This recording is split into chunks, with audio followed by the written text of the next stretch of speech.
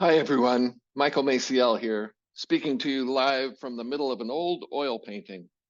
Thought you might like that. I just wanted to say something about pride. I think that when it's used in spiritual discourse, the word might be being misused. I think what people call pride as being like one of the seven deadly sins, I think what they're really talking about is arrogance, not pride. uh, when it comes to pride, there is something life affirming about feeling good about overcoming an obstacle and accomplishing something in spite of resistance, either internal resistance or resistance from the world. I mean, anytime anything really good is accomplished, I think that the person or the people involved in pulling that off really have a right to feel good about it. And it helps you consolidate the gains that you've made, right? It's like a celebration. You celebrate your wins, and that sets the stage for going further in that same direction. Whereas arrogance is something that is, I can't think of any time when arrogance works. It's always toxic. It always tears down. It always destroys trust and obliterates the bonds between people.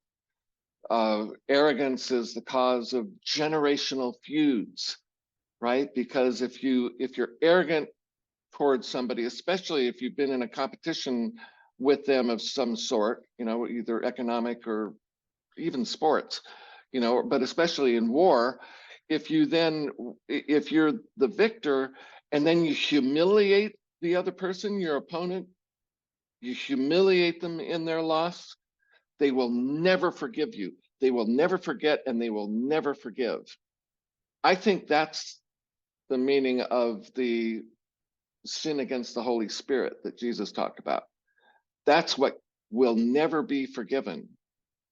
If you humiliate somebody, you just, that's irreparable unless you go to great lengths to humble yourself to them. So I think it's healthier, spiritually speaking, in our own endeavors to become better people, that we give ourselves permission to feel good about the gains that we make, but to also be on the lookout for any arrogance within ourselves. And that can be subtle, right? That can be very subtle because you can, just thinking about somebody else, you're either going to put them up above you or put them down lower than you. I mean, that's just kind of the way we are, right, as human beings.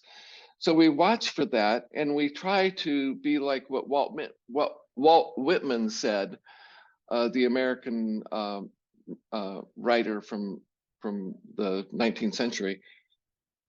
He said, "I treat everyone the same, president or person in the street. Didn't matter to Walt. He spoke with everybody the same." And I think that that's something that requires real humility to be able to do that, because you don't have your ego in the way. You're not expecting something from the other person. You're dealing with them straight and honestly and openly. It's like spirit to spirit, presence to presence, human being to human being. And these are things that well, we can feel good about it, right? We can take, if we approach each other in that way, we can take pride in that. But looking down on other people or looking up doesn't matter really. Either way, that's a subtle form of arrogance, and that's corrosive, that's toxic, and it's something that we want to be on the lookout for. We don't want to just ignore that propensity within ourselves. So